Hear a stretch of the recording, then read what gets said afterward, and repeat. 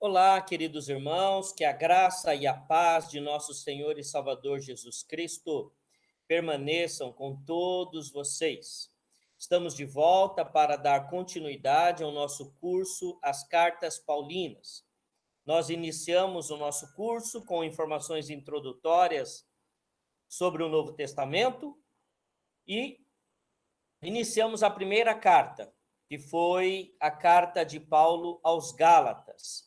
Nós gostaríamos de lembrar a todos que nós não estamos seguindo a ordem bíblica, nós estamos seguindo a ordem cronológica, a ordem em que as cartas foram escritas. Então, a primeira carta que Paulo escreveu foi a carta aos Gálatas. A segunda carta é a que vamos iniciar hoje, primeira Tessalonicenses, primeira carta de Paulo aos Tessalonicenses. Então, nós vamos projetar a nossa tela e vamos dar continuidade. Na nossa página no YouTube, por onde você está assistindo essa aula, nós temos todas as aulas passadas, tá? E temos também o curso de Atos dos Apóstolos. Se você puder assistir, é muito importante também que vai ajudar a você entender muitas coisas nas cartas de Paulo, né? Porque como nós estamos seguindo a ordem cronológica, então nós estamos indo num caminho paralelo paralelo ao livro de Atos dos Apóstolos. Então, quem participou do curso de Atos dos Apóstolos vai identificar, vai se familiarizar com muitas coisas que estamos vendo agora nesse novo curso, As Cartas Paulinas, tá bom? Vamos orar. Santo e eterno Deus, pedimos que o teu Espírito Santo nos ajude na ministração desta aula e também na compreensão dos teus ensinos, da tua palavra. Abençoe agora a todos que estão participando, abençoe toda a tua igreja, em nome de Jesus. Amém. Vamos projetar a tela e vamos dar início, então, à aula de hoje.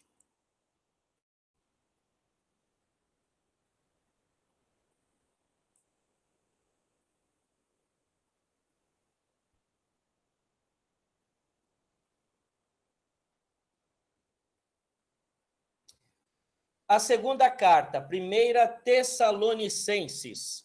Informações introdutórias. Bom, falando um pouco da cidade de Tessalônica, né? Eu colhi algumas informações que nos ajudam na compreensão, né, dessa cidade. A cidade ela foi construída em 315 a.C. por Cassandro, né? Quem era Cassandro? Cassandro era filho de Antípatro, que foi um dos generais de Alexandre o Grande. Alexandre o Grande foi também conhecido como Alexandre Magno, o grande líder do Império Grego, né? O Império Grego foi o último império antes dos romanos, tá? Então, queridos, Tessalônica, ela foi formada, né, por total influência do Império Grego. E quando Roma começou a dominar, o Império Romano começou a dominar, a igreja de Tessalônica, ela manteve o seu governo próprio, né? Ao contrário de outras regiões dominadas pelo Império Romano. Ela manteve o seu ela manteve o seu governo próprio. Era uma cidade muito importante porque ela tinha um porto natural, né? Um porto formado pela própria natureza, né? Que era um espaço entre rochas em que a água do mar ali ela tinha uma certa profundidade e não tinha ondas, o que era possível o atracar dos barcos, né? Então, aonde nós tínhamos os portos, nós tínhamos uma atividade econômica muito intensa. Então, Tessalônica era uma cidade muito próspera, uma atividade econômica muito intensa, né? Ela tinha importantes vias comerciais e se sustentava nisso, né? Nas rotas comerciais que passavam por Tessalônica devido às condições geográficas favoráveis, que permitia, então, ali um porto natural na cidade de Tessalônica. Tá? Como a comunidade foi formada? A comunidade cristã, ela foi formada na segunda viagem de Paulo, na segunda viagem missionária de Paulo, quando ele passa por Tessalônica, junto com Silas e Timóteo, e eles ensinam e pregam nas sinagogas ali de Tessalônica por 3 semanas, e ali pessoas se convertem, e o tempo que Paulo, Silas e Timóteo ficaram ali, formou-se, então, um ponto de pregação que se tornou uma congregação e virou uma comunidade, né? A comunidade de Tessalônica, ou a igreja de Tessalônica. E o que aconteceu em Tessalônica? Né? Quem viu o curso de Atos dos Apóstolos, né, vai entender agora esse mapa que eu vou projetar para explicar, então, o que acontece em Tessalônica e por que surge, então, a primeira carta aos Tessalonicenses. Quando ela foi escrita? Nós já vamos projetar o mapa, né? O que aconteceu em Tessalônica? Voltando. Tessalônica, quando Paulo, Silas e Timóteo passaram para a Macedônia, e isso a gente tratou bastante em Atos dos Apóstolos, e vamos falar um pouco mais, eles tiveram problema com pessoas em Filipos, na terra de Filipos, onde ficou a igreja de Filipenses. As pessoas perseguiam eles por conta do evangelho. Então, eles foram para Tessalônica, e esses perseguidores vieram para Tessalônica e acusaram Paulo, Silas e Timóteo de pregarem contra César. E como Tessalônica tinha um governo próprio, qualquer rumor de que esse governo próprio estivesse sendo complacente com quem pregava contra o império, poderia comprometer a autonomia desse governo. Então, a liderança política de Tessalônica agiu muito rápido em repreender, perseguir Paulo, Silas e Timóteo, forçando eles a fugirem para Bereia. Por isso, eles ficaram pouco tempo em Tessalônica. Essas informações são muito importantes para que a gente compreenda o desenvolvimento da carta. Como eu disse, quando foi escrita? Foi escrita entre 49 e 51. Nós não temos assim uma precisão da data, mas nós podemos assegurar que ela foi escrita durante a segunda viagem de Paulo, a segunda viagem missionária de Paulo, enquanto ele estava na cidade de Corinto, que responde à segunda pergunta. Onde foi escrita? Ela foi escrita em Corinto, tá? Quando Paulo estava junto aos coríntios. E por que foi escrita? Agora eu trago um mapa que nos ajuda a entender por que essa carta foi escrita. Então, quem tem a possibilidade de assistir essa aula numa televisão vai visualizar melhor o nosso mapa. Bom, a segunda viagem de Paulo acontece entre 49 e 52 do ano cristão. E ela é marcada pela linha roxa, que eu vou tentar seguir aqui com esse marcador, com essa luzinha aqui que está na tela. Então, Paulo sai em 49 de Antioquia, depois de ter escrito a carta aos Gálatas, E aí ele passa por Tarso, por Derbe e por Listra. Aí aqui de Listra e Icônio, ele leva consigo Timóteo, o jovem Timóteo. E aí ele vai para Antioquia de Pisídia, né? Não é a Antioquia da Síria. Nós também falamos muito disso em Atos. E aí ele vai para Troade. Quando ele chega em Troade, ele não tinha planos de passar a Macedônia, porém, ele tem uma visão. Paulo tem uma visão, um mancebo, um jovem aparece para ele e diz assim, na visão: passe a Macedônia e ajude-nos. Então, muda os planos de Paulo, atendendo esse chamado, ele vai pegar um barco e vai atravessar aqui o mar Mediterrâneo, esse trecho, né, essa baía do mar Mediterrâneo, ele vai atravessar aqui e vai chegar a Filipos.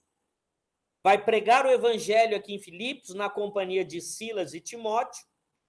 Aí ele vai sofrer uma dura perseguição em Filipos, e essa perseguição vai empurrá-los até Tessalônica. Então, eles vão descer de Filipos para Tessalônica, e aqui vai nascer a comunidade de Tessalônica, os tessalonicenses. E aí, os que o perseguiam em Filipos vêm para Tessalônica, fazem acusações graves contra ele, e aí eles fogem para Bereia, e de Bereia eles descem para Corinto, né? Passa por Atenas e vem para Corinto. Em Corinto, Paulo vai ficar 18 meses, tá?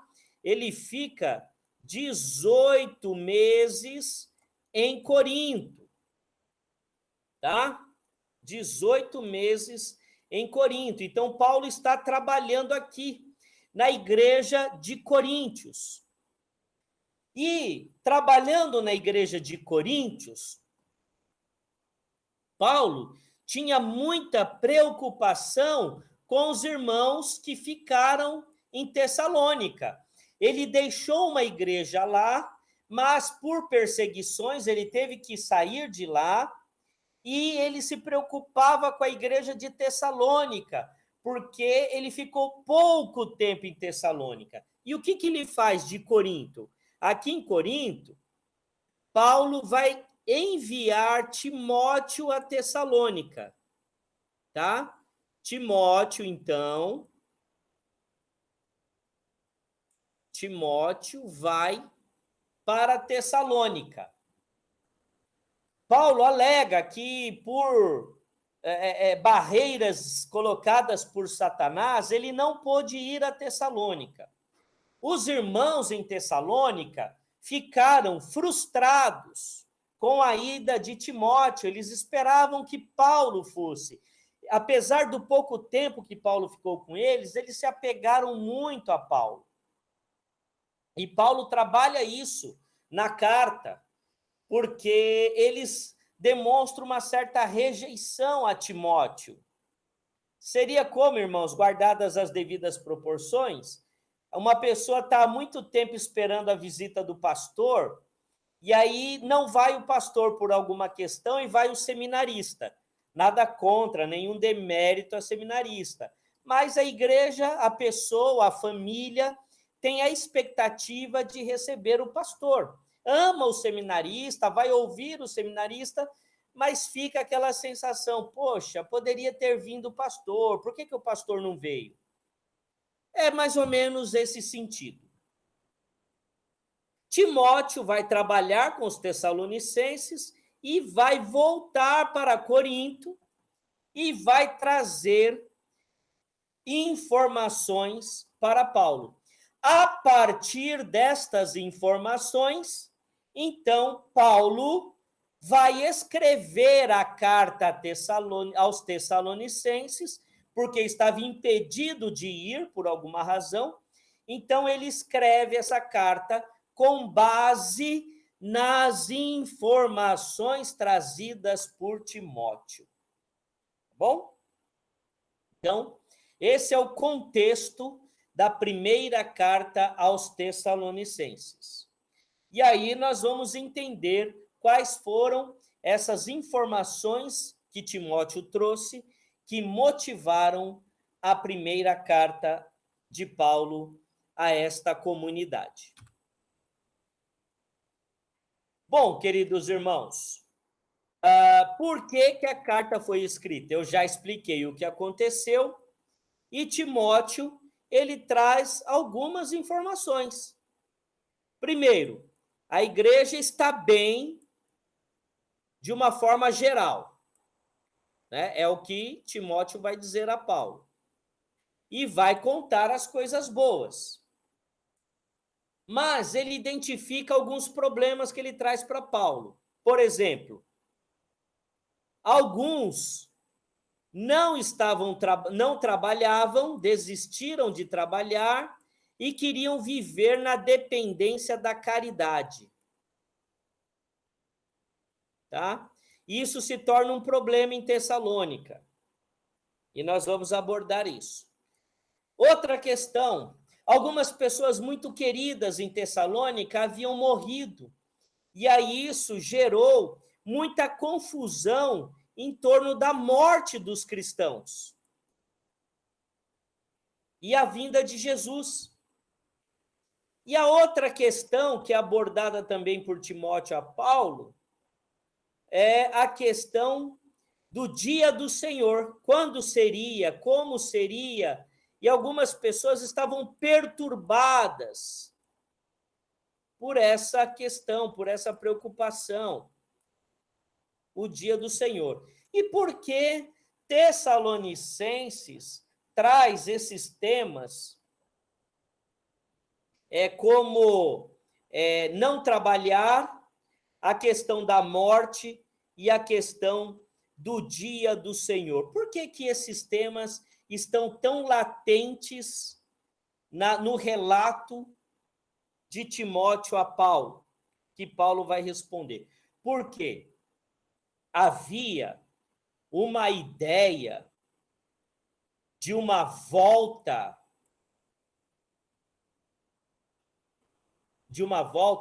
iminente de Jesus, tá?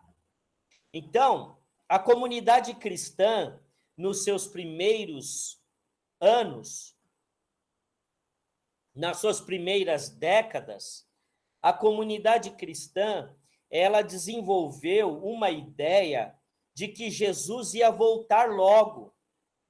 Então, eles não tinham que ter algumas preocupações, e em relação a outros temas, tinha uma preocupação em exagero que chegava a tirar a paz da comunidade.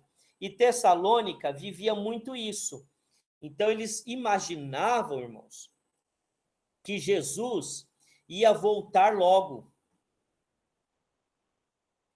né? Então, como que Paulo vai trabalhar essa questão? Como que Paulo vai desenvolver isso? Tá?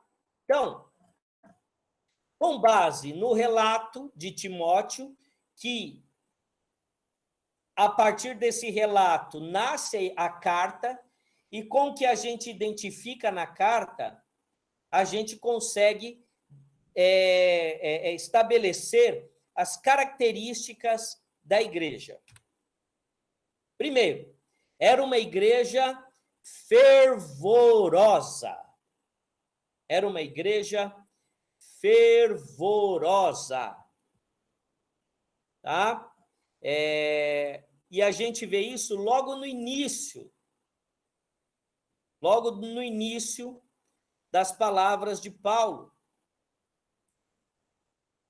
Olha aqui, capítulo 1, 6 e 7. Com efeito, vos tornastes imitadores nossos e do Senhor, tendo recebido a palavra, posto que em meio de muita tribulação, com alegria do Espírito Santo. Quer dizer, em meio a tanta tribulação e perseguição, eles receberam a palavra com alegria, de sorte que vos tornastes um modelo para todos os crentes na Macedônia e na Acaia. Olha que coisa. Isso, para receber essa palavra do apóstolo Paulo, isso significa que Timóteo, quando chega em Tessalônica, né, a mandado de Paulo, ele encontra, de fato, uma igreja fervorosa no Senhor. Mas o que ele vê também? Uma comunidade apegada em demasia a Paulo e rejeição a outros líderes. Devido ao apego que a igreja de Tessalônica desenvolveu com Paulo, apesar do pouco tempo, apesar de todo esse apego, estava causando certos problemas em Tessalônica, e que Paulo, ao ouvir isso de Timóteo, ele trabalha em sua carta. E a gente identifica esses problemas aqui, ó. Vamos lá. 1 Tessalonicenses 1:1. Olha como Paulo inicia a carta. Paulo, Silvano e Timóteo, a igreja dos Tessalonicenses, em Deus Pai e no Senhor Jesus Cristo, graça e paz a vós outros. Então, Paulo, ele inicia trabalhando de uma forma em que ele mostra que Silvano, quem é Silvano? Silvano é Silas, era uma variação do nome dele, tá? Então, Paulo, Silas e Timóteo. Então, Paulo escreve essa carta dizendo que Silas e Timóteo estavam com ele, estavam na mesma autoridade. Então, os tessalonicenses podiam ouvir Timóteo e Silas e outros líderes levantados por Deus. Depois ele diz: por isso, quisemos ir até vós, pelo menos eu, Paulo, não somente uma vez, mas duas, contudo, Satanás nos barrou o caminho. Então, ele está dizendo na carta que ele quis ir ver os irmãos, mas ele não pôde. E aí ele diz no final, aqui em 5:12, agora vos rogamos, pedimos, irmãos, que acateis com apreço os que trabalham entre vós e os que vos presidem no Senhor e vos admoestam. Então, isso demonstra o quê? A dificuldade dos tessalonicenses em reconhecerem uma outra liderança. Uma curiosidade, irmãos, no primeiro versículo de Tessalonicenses, que ele tem uma diferença em relação a Gálatas. Porque Gálatas, Paulo se apresenta, Paulo, apóstolo do Senhor, escolhido não por vontade humana, mas pelo próprio Deus. Por quê? Nós estudamos Gálatas. Lá, a sua autoridade apostólica estava sendo questionada. Então, ele inicia a carta aos Gálatas, reforçando a sua autoridade. Agora, aqui, o problema era o inverso. Era a autoridade de Paulo somente, mais ninguém. Então, Paulo, ele abre mão de usar o apóstolo de Cristo, mas ele traz consigo Paulo, Silas e Timóteo na carta. Aquele documento, então, é um documento dele, de Silas e de Timóteo. E ele usa sempre o nós para mostrar aos tessalonicenses que Silas e Timóteo estavam junto com ele. E ele faz um alerta para que a igreja ouvisse os seus líderes, os que trabalhavam e presidiam no Senhor aquela comunidade. Então, o problema aqui em Tessalonicenses é o oposto, né? Então, olha como as igrejas são, né? Cada igreja tem as suas particularidades, tem as suas dificuldades, tem os seus problemas e tem as suas virtudes, como é hoje. Olhando aqui nosso presbitério, né? Nós somos a IPU de Vila e Holanda, temos nossas virtudes, temos os nossos defeitos. Temos no nosso presbitério a igreja de Bereia, que tem outras virtudes e tem outros defeitos. Barueri, Jandiri, PJO, Renzo, Zimbro, né? Cada uma tem as suas virtudes e os seus defeitos. Alguns vivendo um luto desesperador. Esse é um relato importante que Timóteo traz a Paulo. As pessoas estavam com dificuldade de lidar com a morte. Dificuldades em lidar com a morte. Por quê? A arqueologia descobriu lá na região da Macedônia, Grécia, ali, epitáfios antigos. Todos sabem, né, o que é epitáfio, né? Era aqueles escritos, epitáfio, né, que vão nos túmulos. E, assim, epitáfios.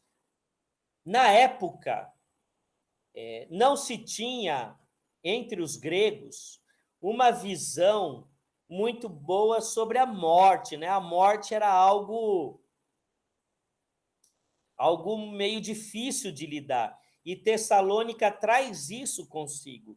E como eu disse, como havia, né, aquela expectativa de uma volta iminente de Cristo, Cristo subiu aos céus para voltar logo, então algumas pessoas estavam morrendo em Tessalônica e havia o desespero. Como vai ser com essas pessoas? E quando Jesus voltar, essas pessoas morreram. E agora, o que vai acontecer com elas?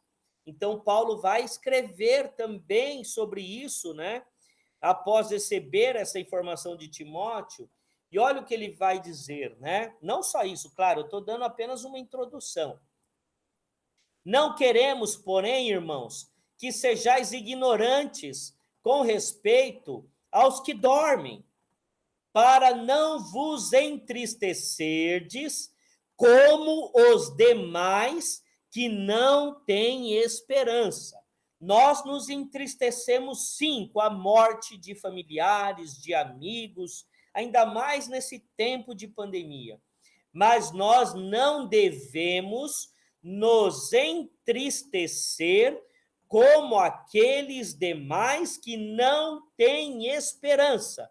E que esperança é essa? Da ressurreição, a fé no Cristo ressuscitado. Nos entristecemos, sim. Agora, o desespero não vem de Deus. O desespero diante da morte não é compatível com quem tem a esperança no Cristo ressurreto. E Paulo vai trabalhar essa questão com os tessalonicenses.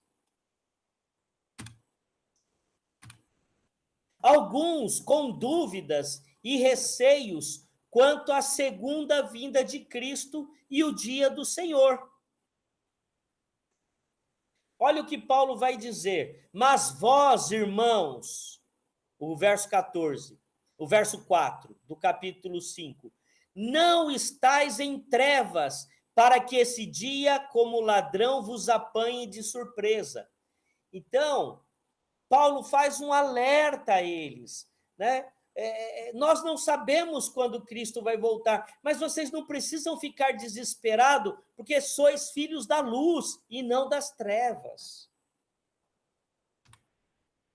Alguns não gostavam de trabalhar, e Paulo ele até usa um exemplo que ele deu.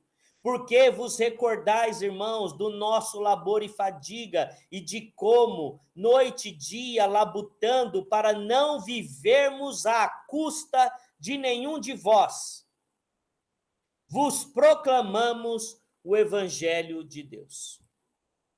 E ele vai dizer que ele até tinha o direito de ser sustentado pela igreja, porque ele se dedicava ao evangelho, mas para não se tornar pesado a igreja, ele trabalhava, e a gente sabe que Paulo fazia tendas, né? Então, alguns não gostavam de trabalhar e se aproveitavam da caridade dos outros. E isso havia se tornado um mau testemunho em Tessalonicenses. Uma coisa, irmãos, é eu precisar da caridade. Outra coisa é eu me acomodar da caridade. Uns precisam, outros se acomodam. E o que estava acontecendo em Tessalonicenses é que muitos estavam se acomodando. Por quê, pastor? Por que isso estava acontecendo? Há duas hipóteses. Acreditavam que Jesus ia voltar logo, então não precisavam mais trabalhar. E então, enquanto Jesus não voltava, ia surgindo as necessidades, e aí, no serviço da caridade, eles eram servidos. E outros, porque eram folgados mesmos, e entendiam que a caridade cristã era uma obrigação para com eles. Não podemos, assim, cravar o que estava exatamente acontecendo, mas fato é, alguns não queriam mais saber de trabalhar, se acomodaram na caridade, e isso era um mau testemunho para a igreja. O pensamento de uma volta iminente de Cristo trazia alguns problemas para os tessalonicenses, tá? Então, irmãos, essa é a característica da igreja de Tessalônica. E aí nós vamos para os temas de 1 Tessalonicenses.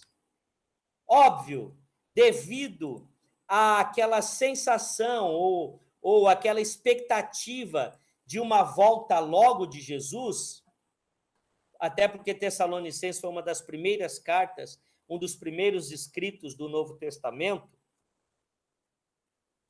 eu colocaria aí 1 Tessalonicenses como a terceira carta, porque o primeiro escrito do Novo Testamento é a carta de Tiago, que nós conhecemos. O segundo, a carta de Gálatas, o terceiro, Tessalonicenses. Então, essa volta iminente não teria como não mover o pensamento dos tessalônicos, trazendo a segunda vinda de Cristo como o tema central da carta, tá? Então, quem leu, percebeu. Quem não leu, vai ler e vai perceber. O tema principal, o tema central, o que permeia a carta, a primeira carta, é exatamente a segunda vinda de Cristo. Dentro desse grande tema, queridos irmãos, dentro desse grande tema, nós temos aí subtemas que estão, de certa forma, relacionados, né? Que é a perseguição por causa do evangelho, a perseverança, a questão do testemunho e a necessidade da santificação, a volta de Cristo e os que dormem, o dia do Senhor, destinados para a salvação e não para a ira de Deus. E aí a gente percebe que Paulo pastoreia a igreja de Tessalônica não pela ameaça, mas pela esperança. O que Paulo prega aos tessalonicenses não é a ameaça do inferno, mas é a esperança no Deus vivo, que os destinou para a salvação e não para a ira. Tá? Então, queridos irmãos, o miolo, o que permeia a carta é a segunda vinda de Cristo. E o miolo de 1 Tessalonicenses está aqui. E a conclusão que eu tiro é aqui. Paulo pastoreia a igreja não pela ameaça, mas pela esperança. Tem gente que ama falar do inferno. Não podemos falar do inferno, pastor? Podemos e devemos, porque o inferno é uma realidade e a igreja precisa ser ensinada em todos os aspectos da fé. Mas eu não quero as pessoas na igreja porque elas têm medo do inferno. E nem Deus quer assim. Mas eu quero as pessoas na igreja pela esperança, com corações agradecidos. E essa teologia que eu procuro praticar. Talvez por isso a minha igreja não tenha 400, 500 pessoas, inclusive está longe desse número. Porque eu quero pessoas com o coração agradecido diante de Deus e não com medo de ir para o inferno. Bom, queridos, essa foi a introdução a 1 Tessalonicenses. A carta é curta, 5 capítulos somente, mas ela é riquíssima.